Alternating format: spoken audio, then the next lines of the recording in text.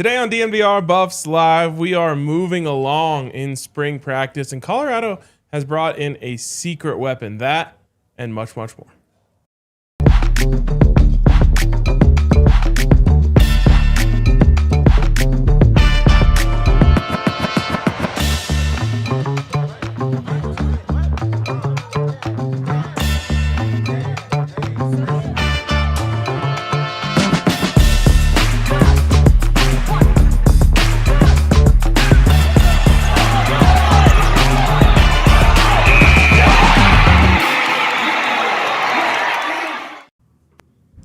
Buff Nation, Let's go. Squad!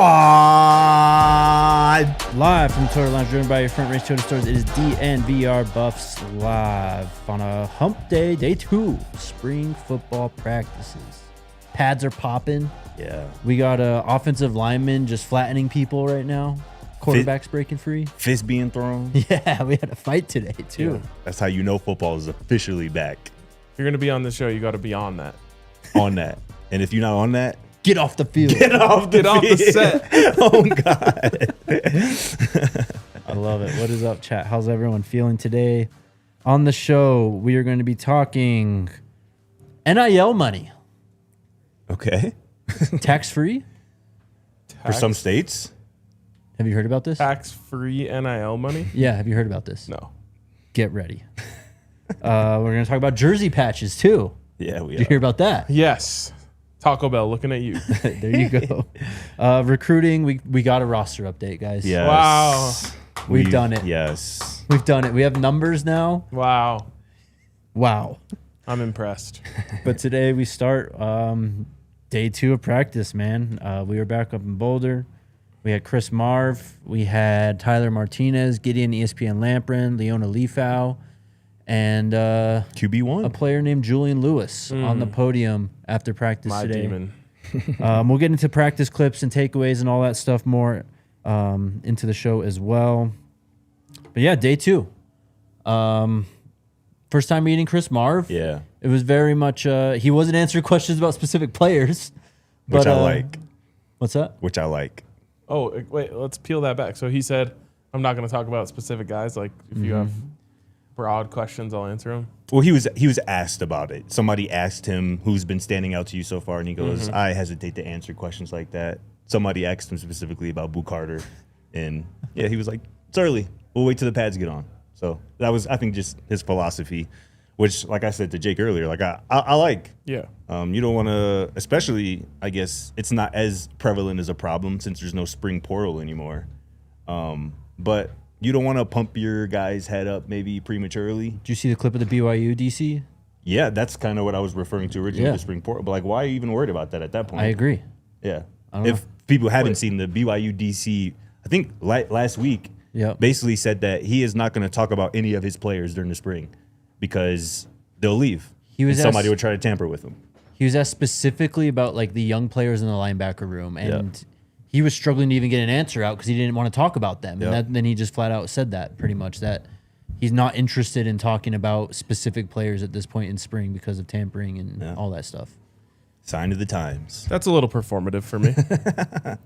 Especially, again, when there's no spring portal. But Yeah. as we know, there are still, what do they call them? I don't even know, bro. Blind transfers. Thank you. That's the Rules don't phrase. exist anymore. That's the phrase.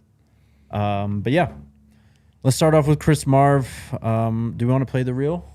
Sure. All right, here's a quick recap of what we got to hear from the guys after practice today. Man, things happen fast in this profession, right? And so certainly talk with Coach Prime about coming in, and if this Matt opportunity Smith's still presented there, huh? itself, a conversation would be had. But came in with the full intention of coaching linebackers, doing absolutely everything that I could in that role to help and supplement Coach Livingston and everything that he wanted to do here. Obviously, when he got the tremendous opportunity that he had and he decided to leave, we had the conversation, Coach Prime and I did, and I was promoted. And so, as you can imagine, man, 5 days before spring ball rolls, you have a plan of action and a direction and a vision that you plan on going defensively, and all of a sudden it changes. Yeah, so it'll be some overlap for sure. Certainly there'll also be some things that I'll bring with me from my past that I thought were extremely effective, but also helped us play fast and helped us play with a certain mentality that showed up on tape again for the guys to be successful and feel like they're playing together and that they can play aggressively, right? And so it'll be some overlap, but also some unique nuances and distinctions between what was on tape a year ago. I love it. A lot of it matches what I've done in the past, so it definitely helps me. But he's a general. He's a pretty stern guy. His meetings are pretty fun. All of us, enjoy being in there, and I just love the room. That was probably the worst couple of months of my life. Not being able to do anything for your team, for your brothers, other than encourage them and motivate them. So I think the biggest thing I took away from that was just not taking anything for granted. Like, just every day is a blessing, is a new day to be able to play football, to do the things we love. So being injured sucked, but I definitely learned that from. I wanted to play for. Some of my things that I was looking for was like a hungry team. They brought in a lot of new players, and I know that a lot of people were hungry. So I came here, everyone was hungry, and I was ready to work too. And then just the defensive emphasis as well. That attracted me a lot. For sure, I mean, it's nothing harder than losing one of your brothers. And Dom was like an older brother to me, one of the only quarterback last year that stayed. So it definitely, of course, it's hard losing that. But just having my other brothers building me up, just trying to keep growing, and get better every day. I mean, that was my locker buddy. Like, we were next to each other's lockers. I mean, like I said, those were my best friends. So honestly, word to describe him is just joyous. Like, he's never down, always great energy. He always worked hard. He knew he was a walk-on. He came from Georgia Tech, Bethune-Cookman. But just a great guy. Quick, shifty, fast, lots of touchdowns, lots of yak. I mean, it looked beautiful to me. I mean, I'm telling you, get on that NCAA playbook and you run it a couple of times, UNLV, you're like, oh goodness, like, what is it? But I mean, it's gonna be crazy. It's exciting. I mean, Coach Marion brought in that offense. I'm just blessed to run it. All right. Some highlights from today. Let's get into it, though. You heard Chris Marve just kind of talking about the conversation that Blankley, he and Coach Prime had when he was hired, that if an opportunity arises where Livingston moves on, like, you're going to move up into D.C. Obviously, Livingston moves on last week.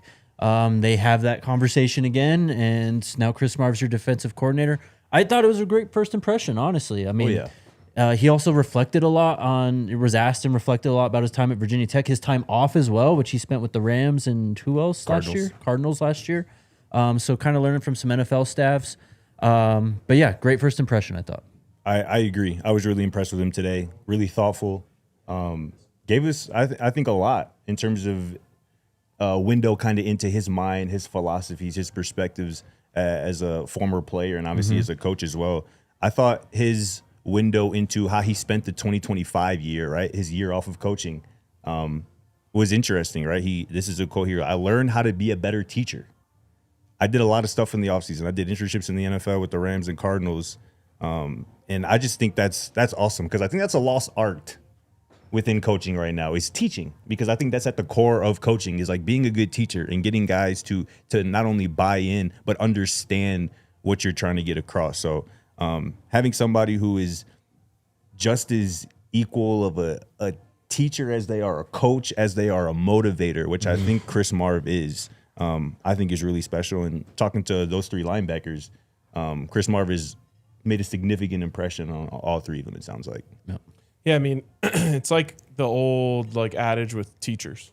If everyone in your class fails the assignment, that's the teacher's fault. Yeah. Because you didn't give them the tools that they needed to be equipped to succeed in it. Yep. And I think a lot of times coordinators, coaches come in and they're just like, this is what you guys need to do, and this is the way we do it, and so go do it. Yeah. And they don't do a good job of going player to player, relaying information differently based on what a guy, the way he learns best, and then asking them to go execute it once you can be confident that they even know what you're talking about. Definitely. Like, to give another real world example, it's like working with a personal trainer, and they give you a lift, and they're, and you could just go and go and go, and then they could be like, oh, did you feel that in your back? And you're like, no, I felt it in my biceps. And it's like, okay, well, you're doing it wrong. Like, let's redo it. So you can tell these guys, they can go out there and almost act like they know what they're doing, but they don't know the why. they're doing that or all of that, and like they don't understand that what they're being asked to do on the defense is to make something else happen for another guy on the other side or behind them. Yeah. And so I think it's so important to teach these guys the reasons why they're doing things, because it just goes such a long way in terms of understanding where you really should be on a given play. Mm-hmm. I think we also learned, again, from those three linebackers about the kind of coach that Chris Marve is. Right. Kind of, similar response for all of them. Tyler Martinez called Chris Marve an intense coach. Gideon called him a stern guy. And Leona called him a very in-your-face coach. So I think that's maybe something that some people maybe didn't expect. But this is somebody, again, a former linebacker. Yes. Who played it at a high level. Been there, done that. Been there, done that. And I think that temperament is really what this defense really needs after what transpired last year. Mm-hmm. And also, too, just talking about how Chris Marve got to Boulder with the understanding that he was going to be the linebackers coach. Also, the understanding that, like you mentioned, if the opportunity did present itself, he would be considered. But that is a quick turnaround. Mm-hmm. 5-6 days before spring ball starts, you probably had a whole plan. He talked about he had a whole plan for his linebacker room. Yeah. And now you kind of not necessarily scrap that, but you got to expand that, change that quite a bit to tailor to the entire defense. And a quote from Leona that stuck out to me as well. He goes, the thing about Coach Marve is that he was the same guy, whether he was our linebackers coach or the DC. He went about his business the same, which, again, I really appreciate. That's a sign of a veteran coach who doesn't allow circumstances to impact how he comes across to his team and players. For sure. Also kind of talked about what he wants from Colorado's linebackers, right? 6 words: productivity, instincts, physicality, violence, speed, and intelligence. That is the standard for playing linebacker at Colorado now. I love it. And I love that the word violence keeps coming up. Yeah. A lot of times when it comes up, it's a bad thing in this life. When it comes to football, it's a good thing. And I just think that when you see great defenses play, it's one of the first words that will come to your mind. Mm-hmm. They're just flying around and they're just playing violently. So I've heard that word a lot, and I don't really remember hearing that word previously. Yeah. So I obviously talk is cheap, but I think, like I said on Monday, these are the days where you set the tone, where you build habits, where you find your identity, and I hope violence is an identity of this defense. Going back to what you said, Scotty, talking about that the plan that got ripped up and being promoted to defensive coordinator, he was asked about kind of the similarities and differences between his and Coach Livingston's defense. He said, quote, "It'll be some overlap for sure. Certainly there will be things I'll bring with me that were successful from the past." And it's, I don't think that's really a surprise to us, right? That's kind of what we talked about. It is, at its core, probably going to be a base 4-2-5 defense, but there's... It's different bells and whistles and a little bit different of a tone, I think, than what Coach Livingston was going to try and do. I completely agree. I also loved when he talked about situational football today, which is obviously massive for that side of the ball. This defense struggled in situational football last year. His quote here is, "Certainly you need to be situationally very efficient to exceptional." So when I say situationally, talking third down, talking red zone, talking understanding personnel and how offenses are attacking you. And that's kind of what I talked about yesterday.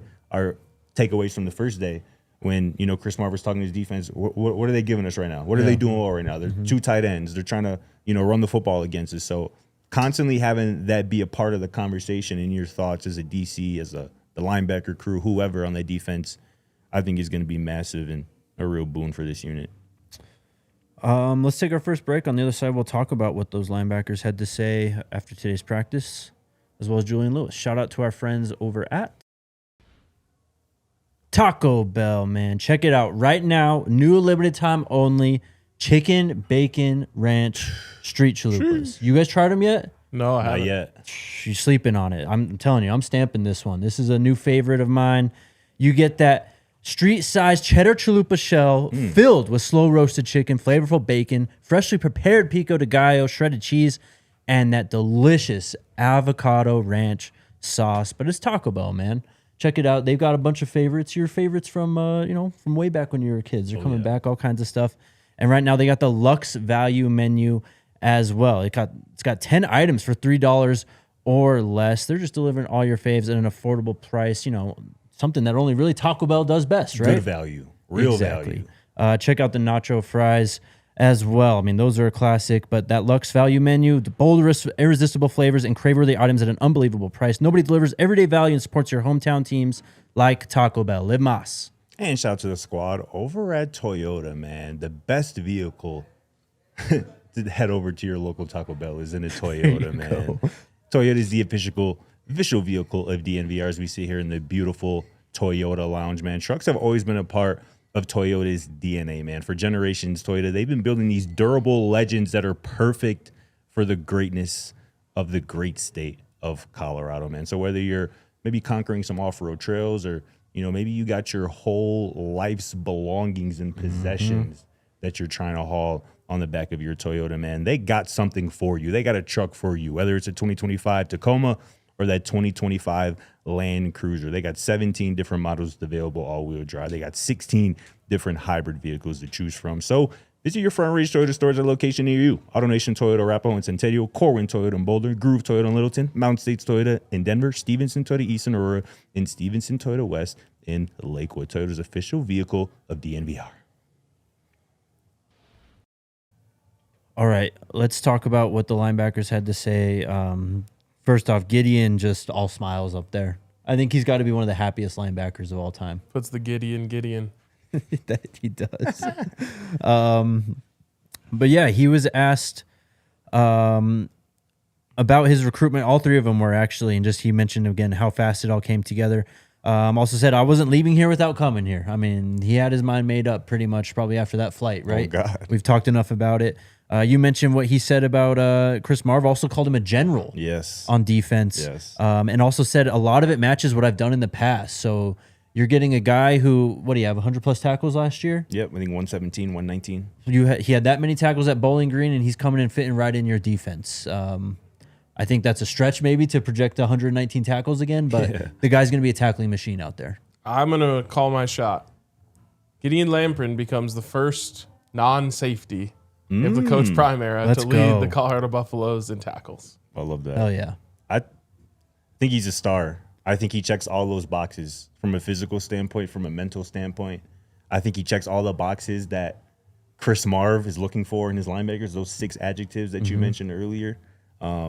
Yeah, man, you said earlier that violence was a word that you like to hear, a word that you didn't hear a lot last year. That's a word that Gideon used today. He's like, I can speak for the room. He said, we're going to play violent and fast.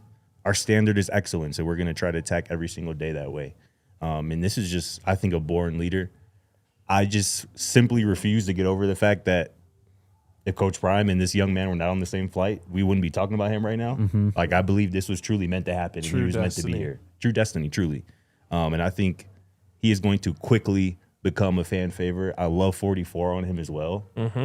So I'm overly excited about Gideon ESPN Lambert. I was sitting there today thinking, like, I have one jersey. I feel like there's like 3 or 4 guys on this team who I could end up really wanting their jersey. You got time. He's a big part of it. No doubt. Tyler Martinez, again, asked about his recruitment, talked about how quick it happened, right? Basically saying right as he posted that he hit the portal, it was quick. Coach Box reached out, set up the visit. He ends up committing. We all know how that ended up going. Of course, playing with 3 teammates, right? Yes. Not just the NMSU guys and Nate and Mitchell and Ezra Christensen, but Vili Tafatoa too, who he played with at NMMI, right? On the NMSU guys, he said they're dogs. Nate's going to fly to the ball and try and take someone's head off. Ezra's not going to be blocked, is pretty much what he said. So, look, man, those 3 guys, and Tyler Martinez too, because we talk a lot about Leona Leafau and Gideon ESPN Lamprin, right? And it's a 4-2-5. Only 2 linebackers are going to be on the field. Chris Marve is going to put a 3rd linebacker on the field, and clearly it's Tyler Martinez, who I think is in the lead right now. I don't think he would have been on the podium if otherwise. Yeah. But don't sleep on him also, just in general, just in those 4-2 looks as well, right? Totally. 100%. And I think, Gideon said today, he said Leafau and Tyler Martinez are already his best friends on the team. He called that linebacker room a tight-knit group, which is awesome Really for cool. it being March 3rd, March 4th or whatever it is. Only 2 practices into spring.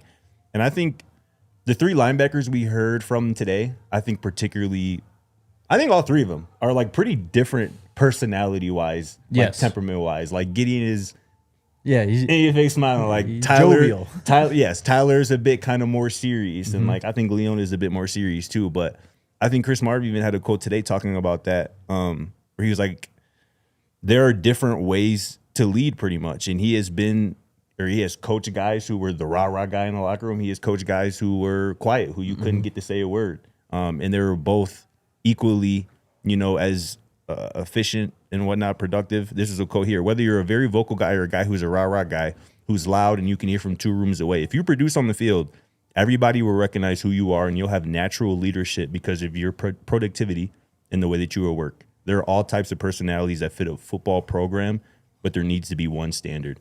And I think the linebacker room is going to be a perfect example of that, of guys who are really different, but guys who all play and lead, with the same standard.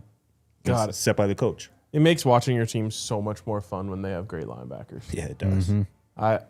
I'm so looking forward to watching this defense fly around, starting with that unit. Yep. No doubt. Tyler Martinez also spoke about last year. I mean, again, he played 4 games, right? Before that ankle injury, 3. Yeah. And that ankle injury hits. I mean, he was on pace to have a monster season. He basically said it was the worst year of his life, which, I mean, you can't blame him. He probably thought he was done, right?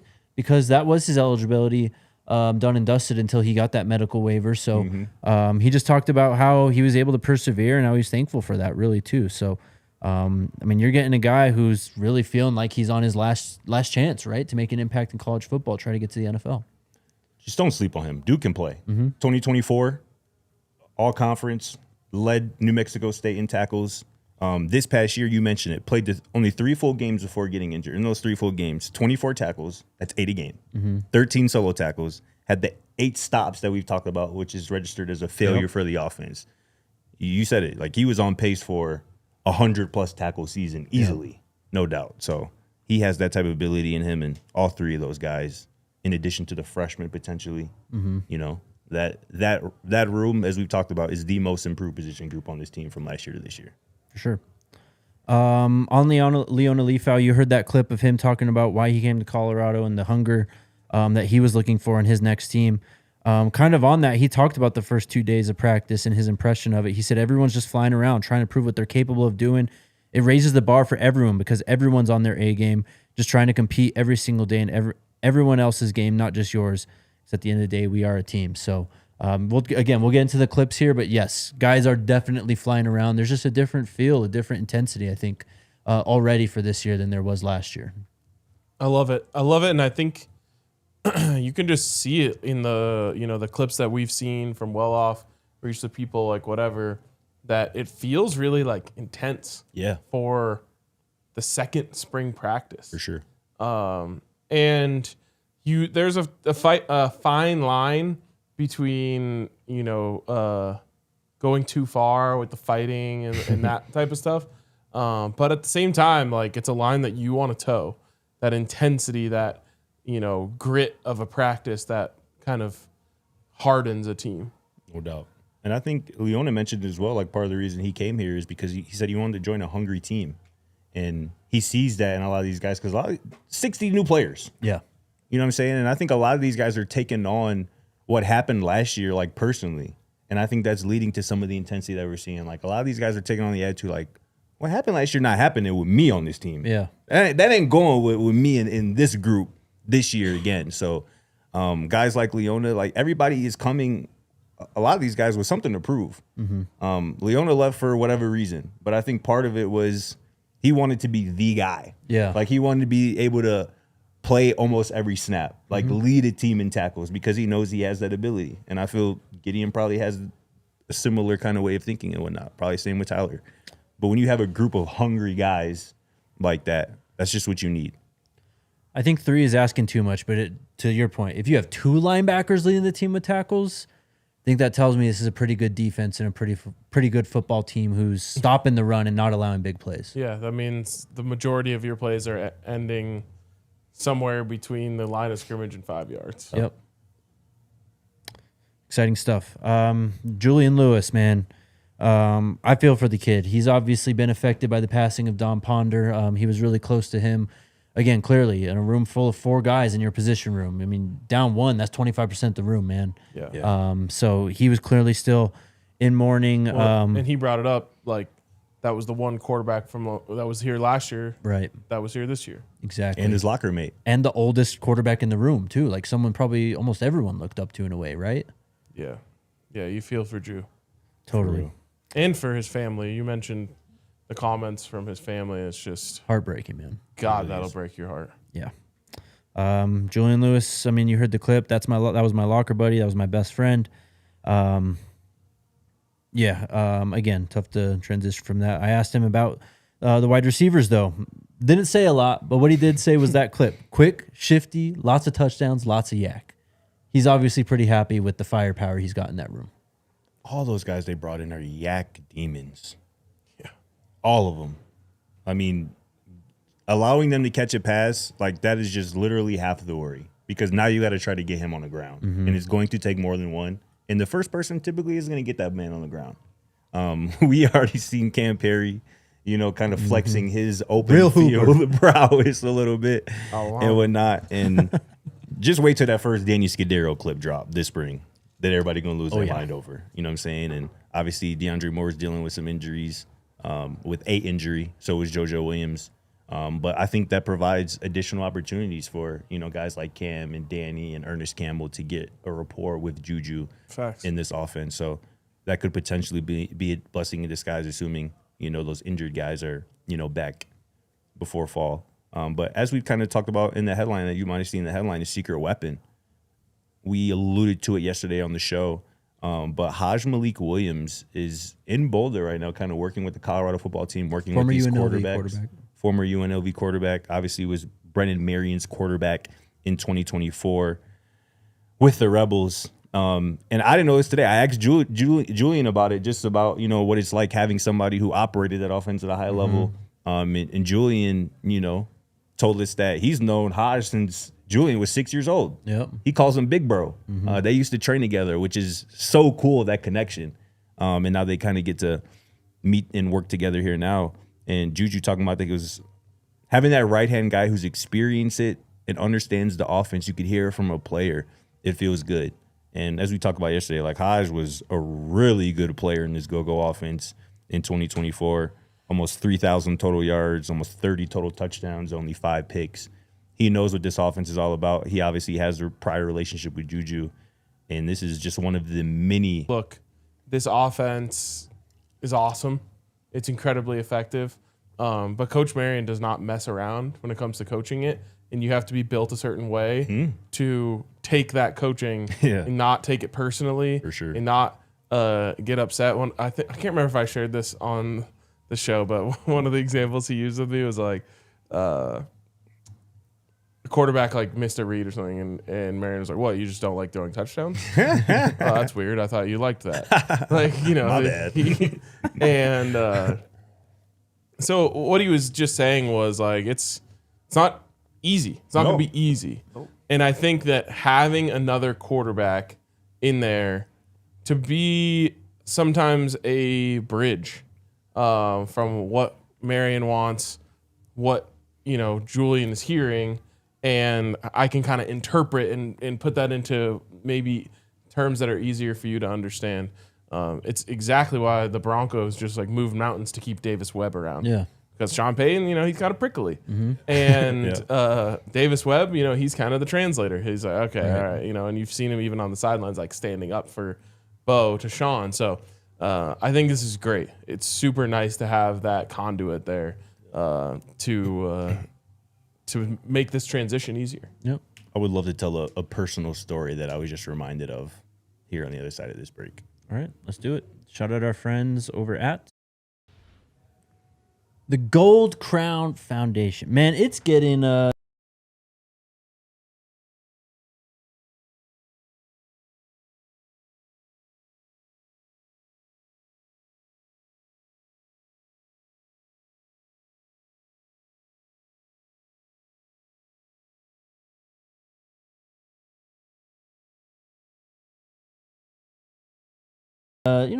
spring's coming, right? But it's time to get back outside. Winter sports are over, so it's time to register. They got girls flag football leagues.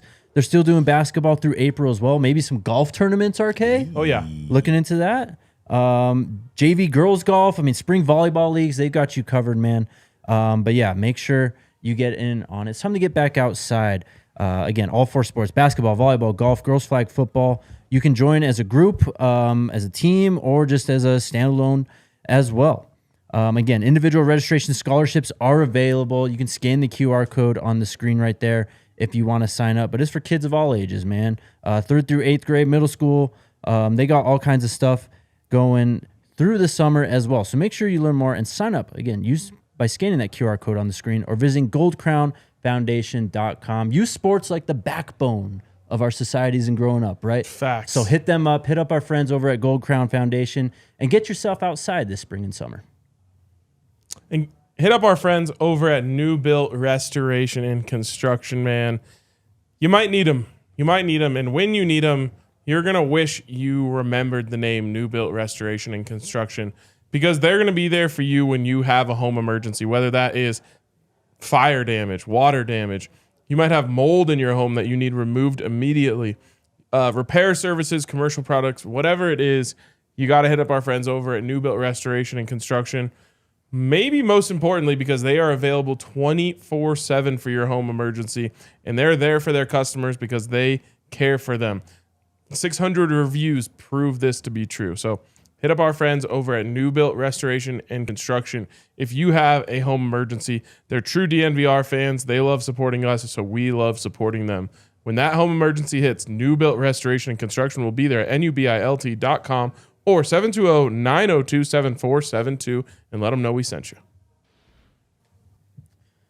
All right. I just want to tell a quick story real quick that, like I said, this conversation reminded me of. So my sophomore year of college, we got a new head coach, Dan Larson, who is now a part of the NDSU staff. So I think he was hired in January, and so that first spring with him, I had a terrible time. He was installing his new offense, an offense that we all were learning for the first time, and he was doing it his way, and he was not playing around. Like, he was taking over a bad team, a bad program, and I feel like he felt like he had to set a culture, and, set a standard, and he was so hard on us as quarterbacks to the point where we hated our life. We hated our life that spring, and it kind of bonded us. And we're talking so much shit behind his back. We hated that man. We hated that man. And he obviously eased up as we got more of a grasp of it. And I think he realized that he had to ease up on this just a little bit.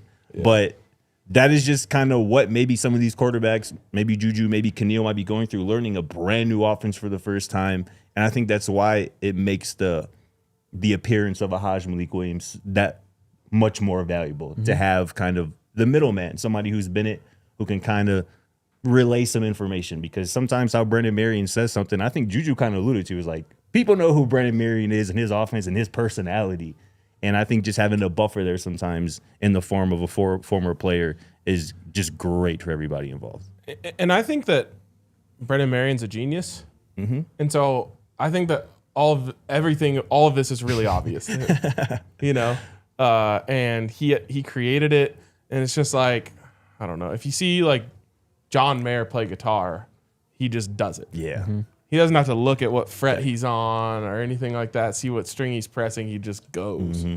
And I think that like Brennan Marion is at that level of expertise with this offense. Definitely. But all of these other quarterbacks are like, they're just learning these songs for the first time. Right. So they're still looking down, like plucking the strings one chord at a time. Yep. So yeah, I think it's nice to have someone in that room who has been through exactly what they've been through. For sure. Totally. As you said, a conduit, right? Yep. Julian was asked about the go-go, his first impressions of it. He said it looked beautiful to me. Then he talked about loading up CFB and getting on it. That's what we were saying. Loading up CFB, trying out the go-go. And one of us. One of us. So, yeah, man, shout out Juju for going out there on the podium. Obviously, tough circumstances and all. And probably having a hell of a time trying to learn a new offense and learn these new receivers. I mean, everything is so new for Julian this year, right? Yeah. New offensive line, new center, like everything. So he's going to keep getting better and better as spring goes on, I'm sure. No doubt. I think he's just going to get more comfortable. And with that, I mean, he has to take on, I think, more of a leadership role in the quarterback room as well. Like, obviously, you have to be a leader for the team. That comes with the job description of playing that position. But obviously, with the unfortunate, loss, like, I think he knows he has to step up. And that's a lot to put on a young man's plate. Yeah. Like Brennan Marion said to Nakos the other day, like, this is somebody who should still be in high school. Right. Or wrapping it up. But he is mature beyond his years, and I think these trials, so to speak, are going to make him better for it. Yeah, his senior class hasn't even had prom yet. It's nuts, bro. That is so crazy to think about. Yeah. He's a whole, like, it's just crazy. He's like a year ahead of the whole timeline. Yeah. And he didn't use a year of eligibility. I know. Yeah, that's wild. Imagine getting to go to a job and do it for a year before you actually had to do the job. Usually you got 2 weeks maybe to get trained. Right. Before they just roll you out. All right, go ahead. Yep. It's like he had a full year of training on the job. It'll help, no doubt. All right, we got a roster update. If I'm being honest, this is the first time I've looked at it. What stood out to you, Scotty? A few things. I guess the first thing that stood out to me was that we were unsure potentially of Phillip Houston's status of return. Right. Mm-hmm. He is listed on the spring roster. Looks like he changed his number from 54 to 56. Taj White is now wearing 54. But other than that, I don't think there were a ton of surprises, so to speak. We obviously covered a handful of the more prominent jersey numbers last week when we talked. I didn't notice anything particularly that stood out to me in terms of new heights/weights measurables. But yeah, it's cool to have this all in one place though for everybody to go check out. So Jaja Boyd, number 15. It's an interesting one. Yeah. Leona Leafau, 17. Or 18 at Texas. Now we're in 17. Yeah. Yep. He probably could have had. Well, I don't know. Kylan Salter officially listed as an edge on this now, defensive end. Also, interesting, Josiah Manu listed as a defensive lineman now. He's listed at 6'5", 295 as a freshman. I mean, as we know, college listings and all that. But looks like he's going to be working out of the D-line room with that jersey number 294. Like, that is not a great jersey number at all. You know what I mean? Like, he is playing defensive line. Yeah. So, That's interesting. How about Brick up to 270? Lord Jesus. Brady Kopitz. some big boys on this listing, man. No, for real. Damian Henderson, 6'2", 205. Great. I love Great that. running back size. I also like that 22 on him, or that's Jaquel, the 27. 26. Yeah, 26. That's what it is.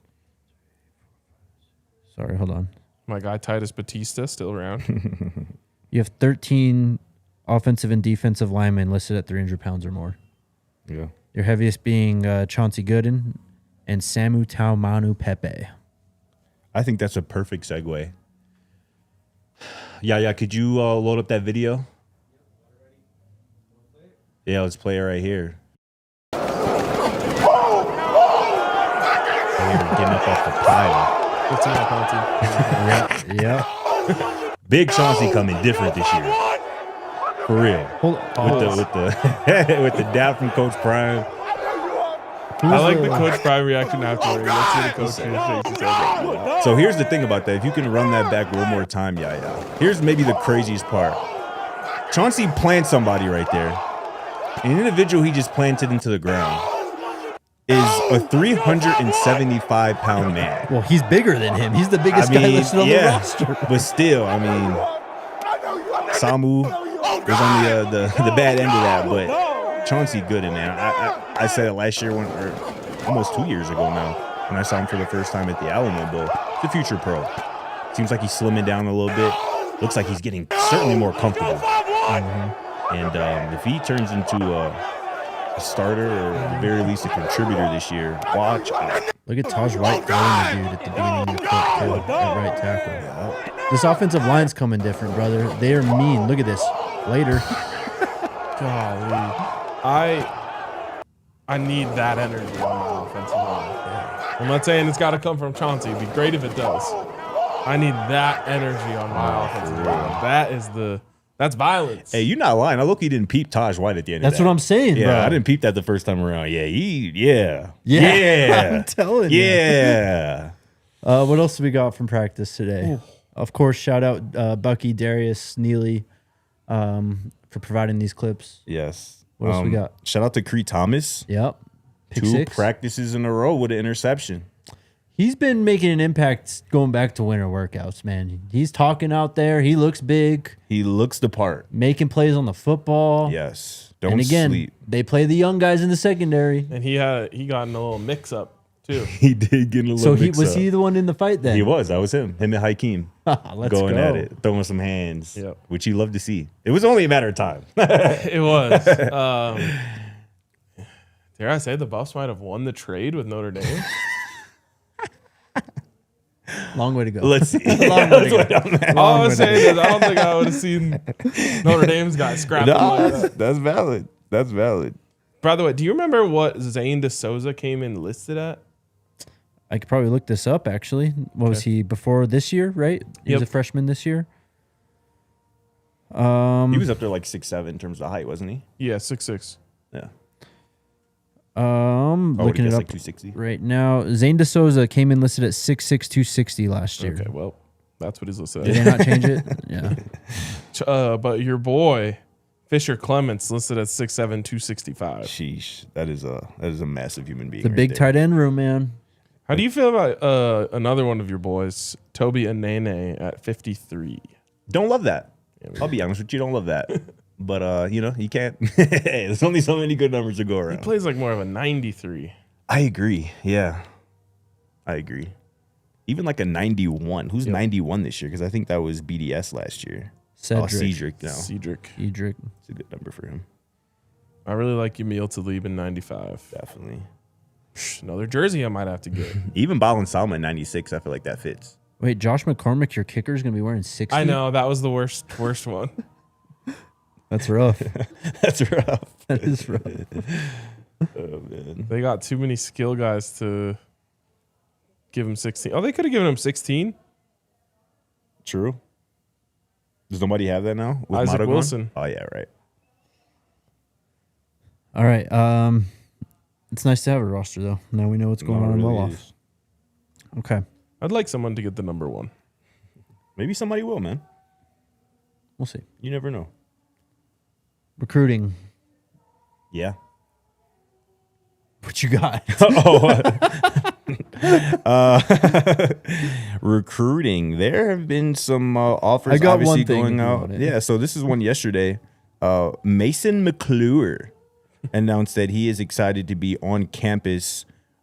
What's that? Next weekend, March 13th. This is a 2027 wide receiver, also an athlete from Alabaster, Alabama, man. 5'10", 180 pounds. This past year, honestly used as an all-purpose player. Has some rushing yardage, some receiving yardage, obviously, as a receiver. Over 1,000 all-purpose yards, 11 total touchdowns. He is going to be, like I said, in Boulder for a visit next weekend. So keep an eye out for Mason McClure from Alabaster, Alabama. How about Jackson Roper, one of the top recruits from the state of Colorado? I think he's listed on Rivals as the top recruit from the state of Colorado. Plays interior offensive line, 6'4", 290. He recently released a top 10. And I don't know, did Colorado even make the top 10? I actually don't think he did. I mean, they got to if he's visiting, right? He is, so yes, Yeah, he he's is visiting. Yeah. Let me try and find his top 10. I got a few quotes here too. Actually, so Adam Gorney tweeted this out from Rivals. It said Colorado's an uphill battle for the top in-state recruit in Colorado. Roper said Colorado's pushing hard for my attention. He said they weren't in my top 10. They haven't really been an option for me up to this point. I really want to play outside of Colorado. Again, I really want to play outside of Colorado. Jake, they're not recruiting Colorado. What's going on? And he says, I don't see that changing. Crazy. Wow. And whenever he announces his commitment, everyone is going to bitch and moan and cry about it. I'm going to screenshot this right now, actually, so that I feel like that's so common. And I don't know if I honestly don't think that's a Colorado thing either. Of like, it was a thing in Illinois for sure. Yeah.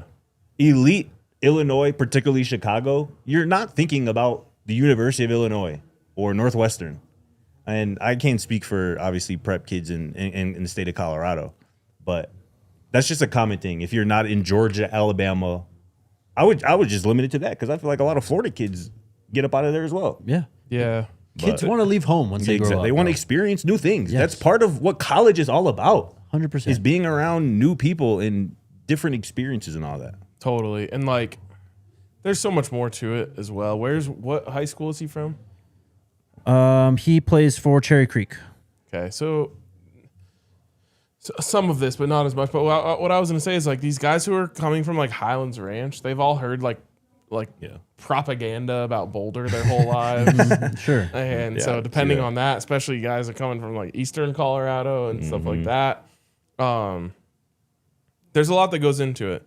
I think it's different. I think there's a lot more guys who stay if they're like from around the University of Alabama or Auburn. Like those guys it's a little bit different because it's just like ingrained into them. Right. I just don't think it's quite like that as much here.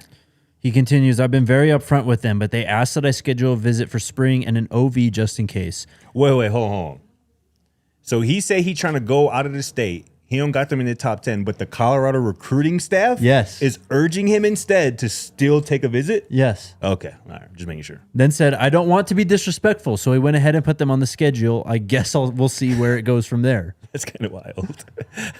From his mouth. Yeah, it's a quote that you're reading. I mean, yeah. But good on the recruiting staff. This is clearly a kid who doesn't have them as a top priority, but they're saying, at least come check us out. Yes. At least come see what's up. That's called recruiting. That's how it's done. Another in-state kid, Troy Milo. Milo? Milo. Milo. Yeah. I would go Milo. Yeah. He plays for Mullen out in Littleton. He is, according to Rivals, the third ranked recruit in the state of Colorado, 514th overall player, a high-ranking 3-star. He will be visiting Colorado this spring as well. He says, I don't have any dates locked in yet, but I'm planning to get out to Washington for spring ball along with UCLA, Minnesota, Northwestern, Arizona, Arizona State, Colorado, and CSU. So there you go. I got one more. Okay. This is from Rivals. Colorado is making a push for 4-star quarterback Andre Adams. Here's a quote from Adams. He goes, it would be big time to play for Coach Prime because everybody wants to be legendary, as he would say. Andre Adams, as I mentioned, is a 4-star quarterback from Antioch, Tennessee. 6'2", 180 pounds, offers from Kentucky, Arkansas, Auburn, Cincy, obviously Colorado now, an Under Armour All-American. Here's a scouting report from Andrew Ivins on 24/7. Elastic, dual-threat quarterback with natural playmaking ability that looks destined to play in an RPO-heavy attack with his athleticism. Projects as a potential starter at the Power 4 level with plenty of redeeming qualities. This past year as a junior in 2025, 71% completion, 3,400 passing yards, 35 passing touchdowns to just one pick. Also had 850 rushing yards and 13 touchdowns. Oh, this is crazy. In a game this year, he set a Tennessee single-game record with 714 total yards of offense. Wow. Bro threw for 507 and ran for 207 in the same game. God. That is insane. That's wild. And should come as no surprise why Brennan Marion is interested in this young man. Holy sheesh.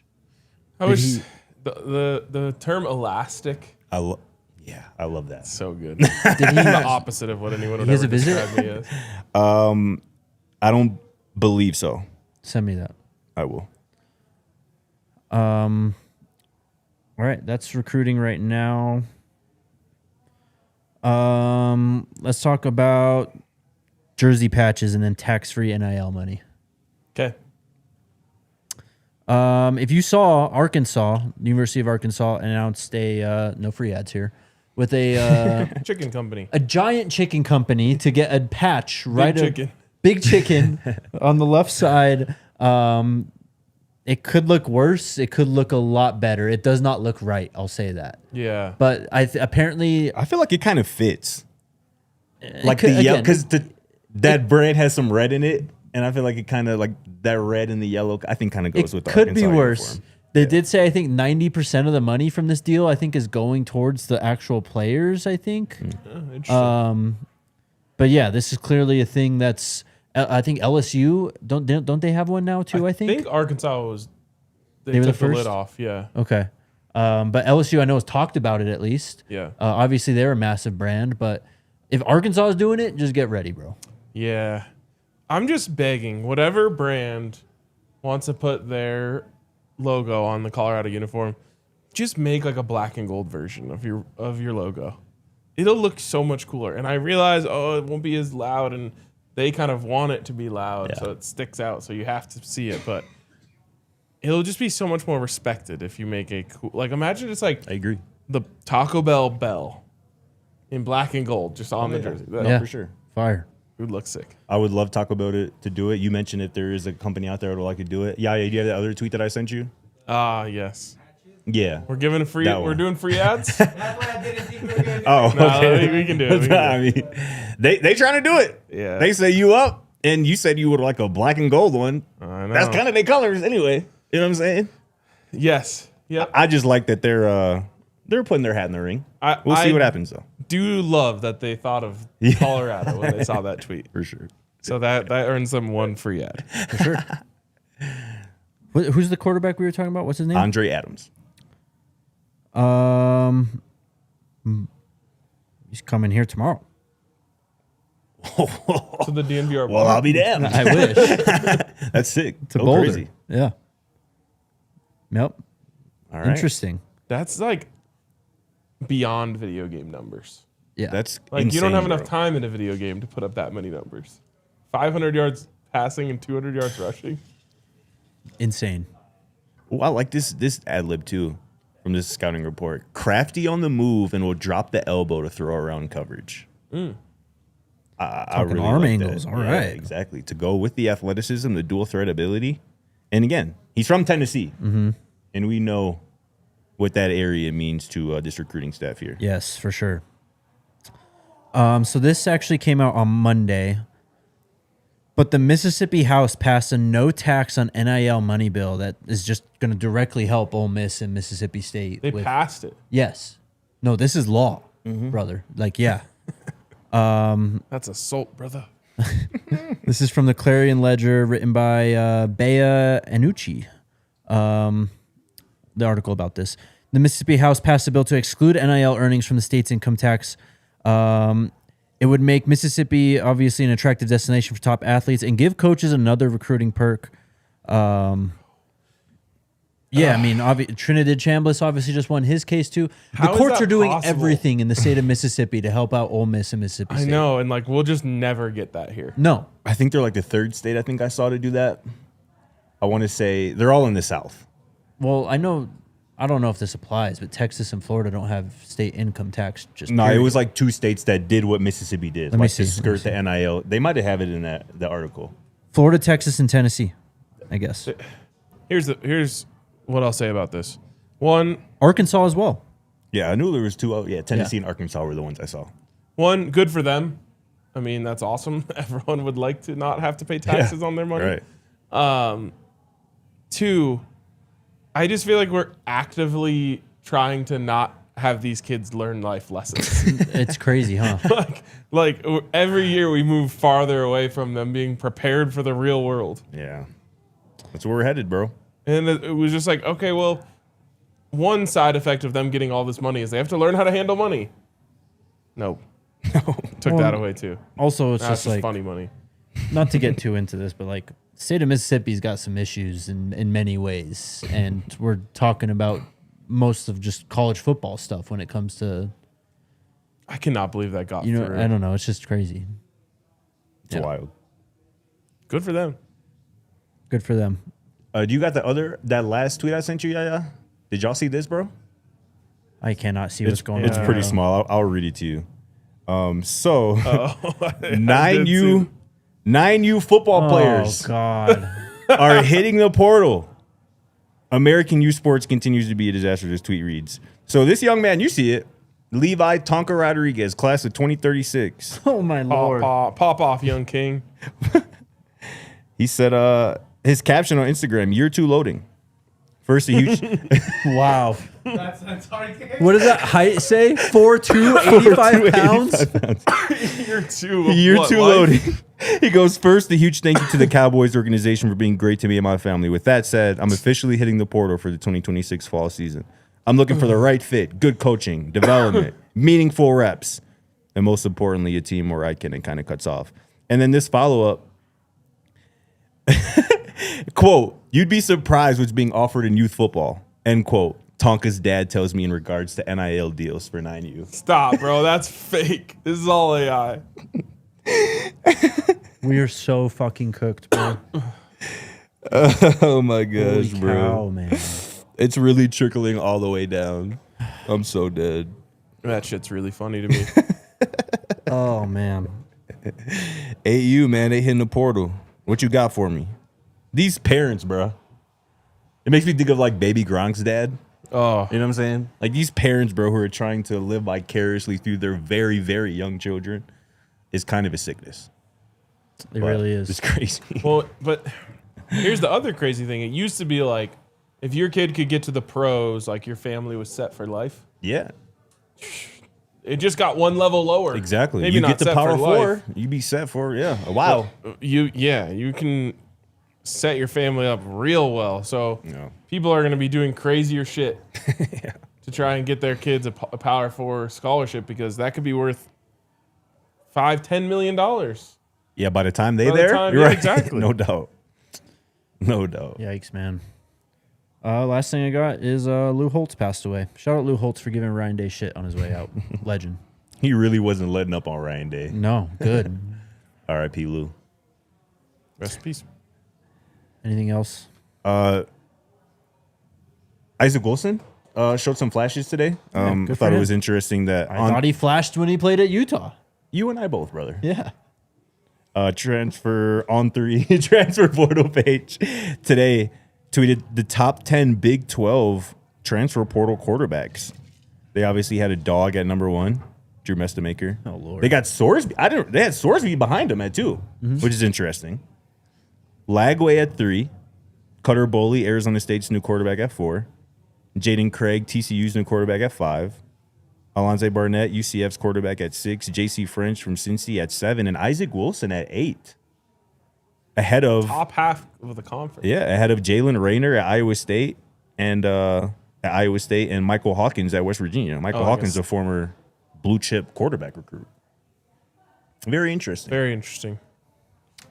Yeah, I mean, as we've said from the start, I think Colorado did as good as they possibly could when it came to getting a backup quarterback transfer. No doubt. No doubt. All right, let's go to Super Chats. Patrick says, thank you for the Super Chat, actually. Everybody want to start. Anything else? No, I don't think so, man. It was dope to talk to. I mean, a couple of that guys super for chat this is one. on topic. Talking Go about ahead that. then, He bro. just says I ain't entertaining Juju has this. to step up because Zach wants to be QB1. Yeah, everybody wants to start. I think it's good. It could be really good for Juju to be pushed by somebody who has quite literally played more college football than him. Absolutely. You know what I'm saying? I think it could be really good for Juju, and I know it's going to be good for Isaac, both of them pushing each other. Iron sharpens iron. Yeah. Tomorrow's going to be fun, I think, on the show. Yeah, me too. I don't think we're ready to reveal it just yet, but it's a fan favorite, Yeah. Okay. Big one. and it'll be coming back tomorrow. We'll be back at 1 p.m. Mountain Time tomorrow. Y'all shout out to everybody for rocking with us this week and moving forward. Absolutely. Day 3 of spring ball on Friday as well. Let's end the week on a strong note, yeah? Yeah, we'll hear from Coach Prime for the Yes, first time this Coach spring Prime on presser Friday. on Friday. So it'll be a big day, and we'll talk all about it. All right, see you guys tomorrow at 1 p.m. Mountain. Let's go Buffs. Let's go Buffs. We all silly like the mayor.